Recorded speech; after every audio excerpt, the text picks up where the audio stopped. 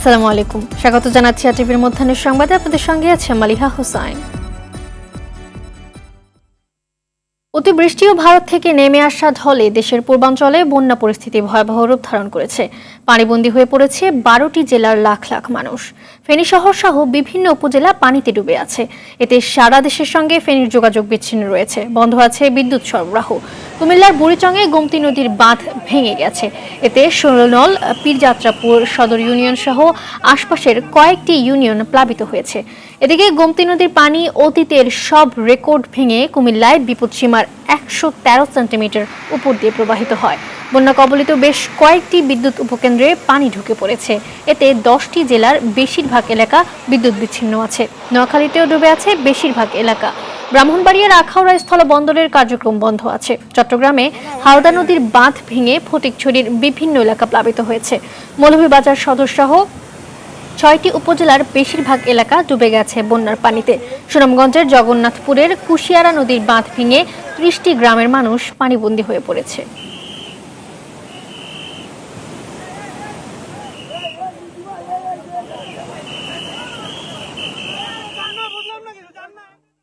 দর্শক, এই মুহূর্তে কুমিল্লা থেকে সরাসরি যোগ দিচ্ছেন সহকর্মী আবুল খায়ের। বাঁধ ভেঙে কুমিল্লায় প্লাবিত হচ্ছে গ্রামের পর গ্রাম। তো এই বিষয়ে সবশেষ কি তথ্য রয়েছে আপনার কাছে, জানাবেন আমাদের। জি মালিহা, বাঁধটি মূলত ভেঙেছে কুমিল্লার বুড়িচং উপজেলার বুরবুরিয়া এলাকা দিয়ে। গতকাল রাত 12টার দিকে এই বাঁধটি ভেঙে পড়ে। এর আগে সন্ধ্যায় কিন্তু ওই কয়েকটি ইঁদুরের গর্ত দিয়ে চুয়ে চুয়ে পানি প্রবাহিত হচ্ছিল লোকালয়ে। স্থানীয় লোকজন কিন্তু এই বাঁধটিকে সংস্কারের জন্য ব্যাপক চেষ্টা করে প্রায় 4 থেকে 5 ঘন্টা প্রচেষ্টার পর কিন্তু তারা ব্যর্থ হয়েছে। অবশেষে কিন্তু বাঁধটি ভেঙে পানি লোকালয়ে প্রবেশ করেছে। এতে কিন্তু বুড়িচং উপজেলার ষোলনল এবং পীরযাত্রাপুর সহ আশপাশের বেশ কয়েকটি ইউনিয়ন এখন প্লাবিত হয়েছে। স্থানীয় বাসিন্দারা কিন্তু যারা পানিতে যারা বন্যায় দুর্গত হয়েছে তাদেরকে উদ্ধারের জন্য চেষ্টা চালিয়ে যাচ্ছেন। স্থানীয় প্রশাসন সেখানে চেষ্টা চালিয়ে যাচ্ছেন এবং বিভিন্ন স্বেচ্ছাসেবী সংগঠনও কিন্তু এসব মানুষকে, যারা দুর্গত মানুষ আছেন তাদেরকে উদ্ধারের জন্য চেষ্টা চালিয়ে যাচ্ছেন। পানি কিন্তু গতকাল রাতে আমরা দেখেছি বিপদসীমার প্রায় 128 সেন্টিমিটার উপর দিয়ে প্রবাহিত হচ্ছিল। সকালে যখন রাত 12টার দিকে যখন বাঁধটি ভেঙে পড়ে, এরপর কিন্তু পানি আস্তে আস্তে প্রবাহিত হতে হতে কিন্তু গোমতীর পানি এখন বিপদসীমার প্রায় 113 সেন্টিমিটার উপর দিয়ে এখনও প্রবাহিত হচ্ছে। আমরা স্থানীয় লোকজনের সাথে কথা বলে জেনেছি যে তারা কিন্তু এমনটাই বলেছেন যে গত 30 বছরেও কিন্তু এমন গোমতী নদীতে এমন পানির প্রবাহ তারা দেখেনি। হঠাৎ এই পানির প্রবাহ দেখে কিন্তু মানুষ অনেকটাই উৎকণ্ঠার মধ্যে পড়ে গিয়েছে। আর এদিকে বুড়িচং দিয়ে যেই জায়গাটি দিয়ে বাঁধটি ভেঙেছে, এই বাঁধ ভাঙ্গা স্থানটা দিয়ে কিন্তু পানি প্রবাহিত হয়ে এখন বুড়িচং উপজেলা থেকে ব্রাহ্মণপাড়া পর্যন্ত আশপাশের বিস্তীর্ণ এলাকা কিন্তু এখন প্লাবিত হচ্ছে।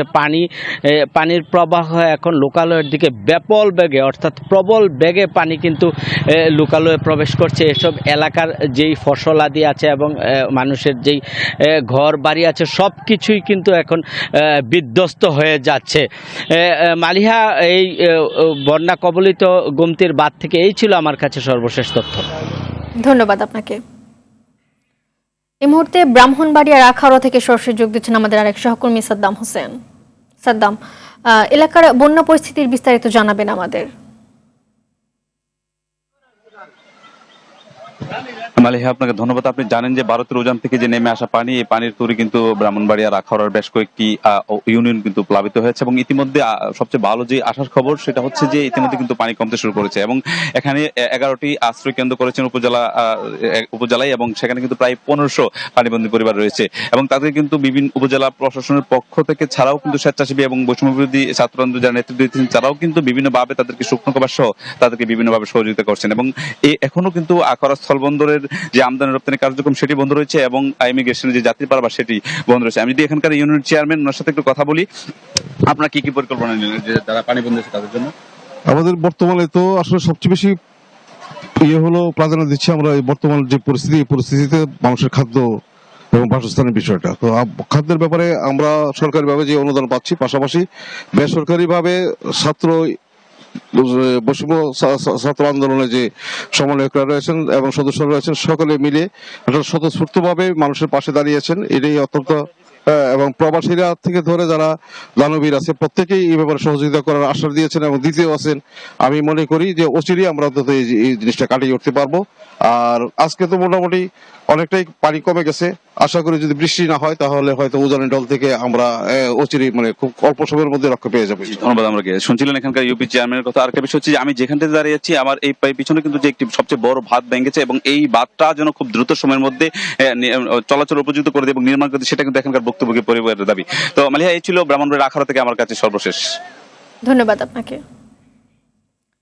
প্রধান নদীর পানি হ্রাস পেতে শুরু করেছে জানিয়েছে বন্যা পূর্বাভাস ও সতর্কীকরণ কেন্দ্রের নির্বাহী প্রকৌশলী সর্দার উদয় রায়হান। বলেছেন, পূর্বাঞ্চলের পানি বিপদসীমার উপর দিয়ে বইছে। সকালে সংবাদ সম্মেলনে তিনি বলেন, পানি হ্রাস পেলেও বিপদসীমার উপরে আছে। এছাড়াও আগামী 24 ঘন্টায় বন্যা পরিস্থিতি উন্নতির সম্ভাবনা জানিয়ে প্রকৌশলী সর্দার উদয় রায়হান বলেন, 24 থেকে 48 ঘন্টায় পূর্বাঞ্চলে ভারী বৃষ্টিপাতের আশঙ্কা নেই।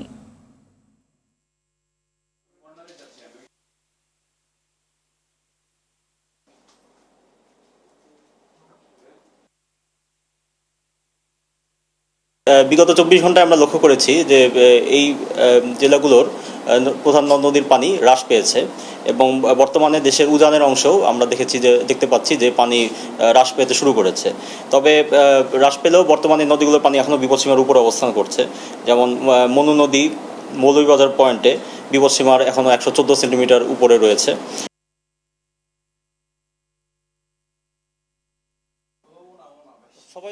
সবাই আছেন না?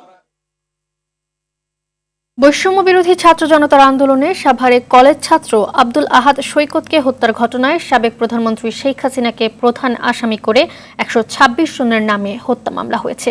বিষয়টি নিশ্চিত করেছেন সাভার মডেল থানার ভারপ্রাপ্ত কর্মকর্তা আতিকুর রহমান। টাঙ্গাইলের মির্জাপুর উপজেলায় গোড়াইয়ে কলেজ ছাত্র ইমন নিহতের ঘটনায় টাঙ্গাইলের সাবেক 2 মন্ত্রী ডক্টর আব্দুর রাজ্জাক ও আহসানুল ইসলাম টিটু ও সাবেক 7 এমপি সহ 148 জনের নামে হত্যা মামলা হয়েছে। গেল রাতে মির্জাপুর থানায় ইমনের ভাই সুমন বাদী হয়ে এই মামলা দায়ের করেন। এদিকে বৈষম্য বিরোধী আন্দোলনের সময় সিরাজগঞ্জে বিএনপি কর্মী সুমন, আব্দুল লতিফ ও জেলা যুবদল সহ সভাপতি সোহানুর রহমান নিহতের ঘটনায় সাবেক সচিব কবির বিন আনোয়ার ও সাবেক সংসদ সদস্য জান্নাতারা হেনরি সহ 463 জনের নাম উল্লেখ করে 3টি হত্যা মামলা হয়েছে।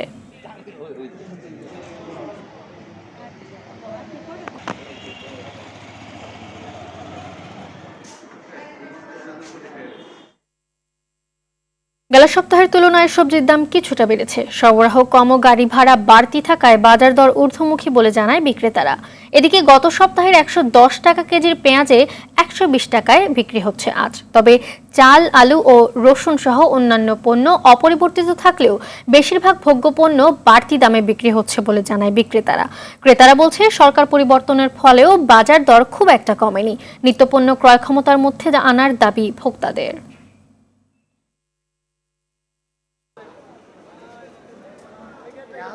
বর্তমানে তো বন্যা চলে, সবজির যে সরবরাহ কম, সবকিছুরই হালকা পাতলা দাম বাড়তি। আর পরবর্তীতে কি হয় বলা যায় না। জিনিসপত্রের দাম মোটামুটি এখনো আছে, যে বন্যা পরিস্থিতি মানে এখনো ওইটার প্রভাব এখনো পড়ে নাই। হয়তো আরো 2-1 দিন গেলে মানে রোদ্র উঠলে মানে ওটার প্রভাব পড়বে। বাজারে এটা প্রতিপক্ষ দেখা উচিত, কিন্তু ওই যে কয় দাম কমছে, কিন্তু এটা শিউর না, কমে না।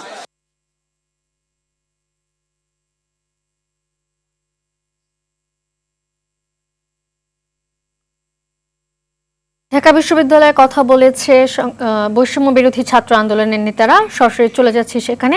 এই বিষয়ে আমাদের সহকর্মী দীপ্তচন্দ্র পাল আছে, আমরা চলে যাচ্ছি তার কাছে।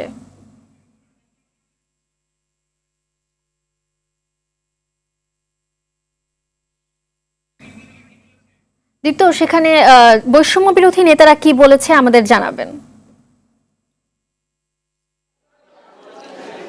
মালিহা, আমরা রয়েছি যে টিএসসির ভিতরে যে ক্যাফেটেরিয়া রয়েছে, আপনি দেখছেন যে এখানে কিন্তু আসলে যারা ত্রাণ দিতে ইচ্ছুক তারা কিন্তু সকাল থেকেই আমরা দেখেছি যে আসছে এবং যে যা পারছে তাকে তুলে আসছে। এবং আমরা যদি একটু বলি যে গেটের বাইরে কিন্তু এন্ট্রি হচ্ছে, কে কী দিচ্ছে, কী পরিমাণ পণ্য দিচ্ছে এই তথ্যটি কিন্তু গেটের বাইরে এন্ট্রি হচ্ছে। তারপরে কিন্তু এই যে ক্যাফেটেরিয়া রয়েছে ভিতরে, সেই ক্যাফেটেরিয়ায় কিন্তু আসলে তা জমা করা হচ্ছে এবং এই জমা করার পরে বিকেলের পর একে একে ছাড়তে শুরু করবে ট্রাক কিংবা বোট, যে এই মাধ্যমে কিন্তু যে বন্যা কবলিত যে জায়গাগুলো রয়েছে সেখানে কিন্তু যাবে এই পণ্যগুলো, এমনটি কিন্তু জানিয়েছেন বৈষম্য বিরোধী যে শিক্ষার্থীরা রয়েছে। কিছুক্ষণ আগে তারা কিন্তু একটি সংবাদ সম্মেলন করেছে এবং আজকের যে পরিস্থিতি সেটি কিন্তু তুলে ধরেছেন। তারা যেমনটি জানাচ্ছিলেন যে সব ধরনের পণ্যই কিন্তু আসলে তারা পরিমাণ মতো পাচ্ছেন, তবে কিছু পণ্যের স্বল্পতা রয়েছে। তার মধ্যে হলো খাবার পানি বিশুদ্ধকরণের ট্যাবলেট, রেইনকোট সহ কয়েকটি পণ্য কিন্তু তারা কম পাচ্ছেন। যারা ত্রাণ দিতে ইচ্ছুক তাদেরকে কিন্তু এই পণ্যগুলো আসলে বেশি বেশি করে দেওয়ার জন্য তারা কিন্তু অনুরোধ করছেন। এবং আরেকটি বিষয় বলি, তারা কিন্তু যথেষ্ট সহায়তা পাচ্ছেন বলে আমাদেরকে জানিয়েছেন এবং বিদেশে যারা ভাই বোনেরা রয়েছেন তাদেরকেও কিন্তু অনুরোধ জানিয়েছেন যে তাদের যে বৈষম্য বিরোধী ছাত্র আন্দোলনের যে শিক্ষার্থীরা রয়েছেন তাদের যে অফিসিয়ালি যে একটি নাম্বার দেওয়া রয়েছে সেই নাম্বারের মাধ্যমে নগদ, বিকাশ কিংবা রকেটের মাধ্যমে কিন্তু সেই টাকাটি পাঠাতে পারবেন। এছাড়া অন্য কোনো নম্বর বা কেউ যদি যোগাযোগ করে তাদের সাথে যোগাযোগ করা থেকে বিরত থাকার জন্য বলা হয়েছে। তো দেখছেন যে আপনি এই ক্যাফেটেরিয়া কিন্তু একের পর এক পণ্য আসছে, বিভিন্ন শুকনো খাবার, মুড়ি, তারপর জামা কাপড় থেকে শুরু করে যে প্রয়োজনীয় যে জিনিস সেগুলো কিন্তু আসছে না। এবং এখানে কিন্তু প্যাকেজিং কার্যক্রম চলছে, এই দিকটাতে কিন্তু প্যাকেজিং কার্যক্রম চলছে। এখানে কিন্তু যে পণ্য আসছে একটি করে প্যাকেজ করা হচ্ছে এবং করে কিন্তু তার পাশেই রাখা হচ্ছে এবং কিছুক্ষণ পরেই আসলে বিকেলের পর থেকে আসলে রওনা হবেন। এবং গতকালকে একটু যদি তথ্য বলে রাখি, গতকালকে কিন্তু সর্বমোট 29 লক্ষ মানে প্রায় 29,76,173 টাকা তারা উত্তোলন করেছে এবং সেইগুলো কিন্তু ইতিমধ্যে যে জায়গায় বন্যা কবলিত জায়গায় কিন্তু পৌঁছে গিয়েছে। এবং তারা যে বিষয়টি জানিয়েছেন, যেহেতু সব দিকেই পানি উঠেছে সেজন্য কিন্তু যাওয়ার জন্য কিন্তু বেগ পেতে হচ্ছে, এমনটি কিন্তু জানিয়েছেন। অনেক গাড়ি কিন্তু আজকে ভোরেও পৌঁছিয়েছেন এমনকি জানিয়েছেন এবং পাশাপাশি একটি আহ্বান করেছে যে মানুষকে তথ্য দেওয়ার জন্য আহ্বান করেছে, কারণ তারা আসলে তথ্যের অভাবে যে কারা আসলে পায়নি এবং কোন কোন অঞ্চলে আসলে বেশি এই ত্রাণ প্রয়োজন সেই তথ্যটি কিন্তু সবার কাছে জানার জন্য, তাদেরকে জানানোর জন্য অনুরোধ করেছেন। তো মালিহা, এই ছিল টিএসসির যে ক্যাফেটেরিয়া থেকে ত্রাণ সামগ্রীর সবশেষ তথ্য। মালিহা, ধন্যবাদ আপনাকে।